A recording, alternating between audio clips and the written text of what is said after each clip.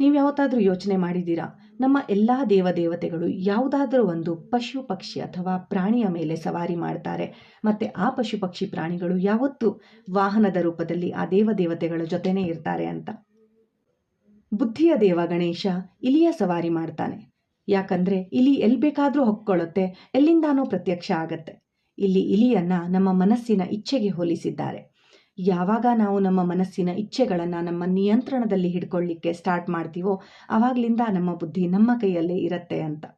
ಹಾಗೆ ದುರ್ಗೆ ಸಿಂಹದ ಸವಾರಿಯನ್ನ ಮಾಡ್ತಾಳೆ. ಸಿಂಹ ಅಂದರೆ ಭಯದ ಪ್ರತೀಕ.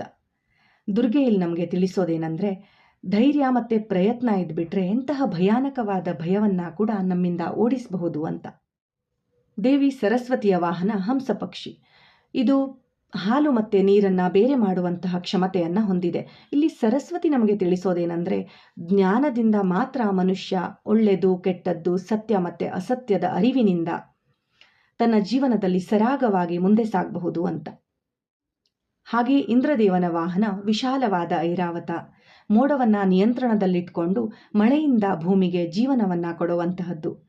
ಇಲ್ಲಿ ನಮಗೆ ಸಂದೇಶ ಏನಂತಂದರೆ, ನಾವು ಜೀವನದಲ್ಲಿ ಎಷ್ಟೇ ದೊಡ್ಡವರಾಗಲಿ, ಎಷ್ಟೇ ಶಕ್ತಿಶಾಲಿಯಾಗಲಿ, ನಮ್ಮ ಮನಸ್ಸಿನಲ್ಲಿ ಮಾನವ ಕಲ್ಯಾಣದ ಭಾವ ಮತ್ತು ಸೇವಾಭಾವ ಯಾವತ್ತೂ ಇರಬೇಕು ಅನ್ನುವಂಥದ್ದು. ಹಾಗೆ ವಿಷ್ಣು ವಿಶ್ರಾಮ ಮಾಡುವ ಮತ್ತು ಈ ಬ್ರಹ್ಮಾಂಡವನ್ನು ತನ್ನ ತಲೆಯ ಮೇಲೆ ಹೊತ್ತಂತಹ ಶೇಷನಾಗ. ಇಲ್ಲಿ ವಿಷ್ಣು ತಿಳಿಸೋದೇನಂತಂದರೆ, ಒಂದು ಒಳ್ಳೆಯ ಜೀವನವನ್ನು ಪಡೀಲಿಕ್ಕೆ ವಿಶ್ರಾಂತಿ ಮತ್ತು ಜವಾಬ್ದಾರಿ ಈ ಎರಡರಲ್ಲೂ ಯಾವಾಗಲೂ ಒಂದು ಸಂತುಲನ ಅನ್ನೋದು ಇರಲೇಬೇಕು ಅಂತ. ಹಾಗೆ ಶಿವನ ವಾಹನ ನಂದಿ.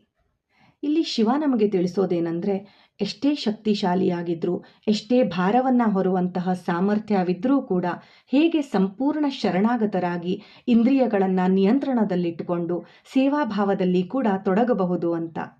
ನಿಮಗೂ ಕೂಡ ಯಾವುದಾದ್ರೂ ದೇವರ ವಾಹನದ ಬಗ್ಗೆ, ಸಂದೇಶದ ಬಗ್ಗೆ ಅರಿವಿದ್ರೆ ದಯವಿಟ್ಟು ನನಗೆ ಕಮೆಂಟ್ ಮಾಡಿ ತಿಳಿಸಿ ಅಂತ ಹೇಳ್ತಾ, ಹರೇ ಕೃಷ್ಣ.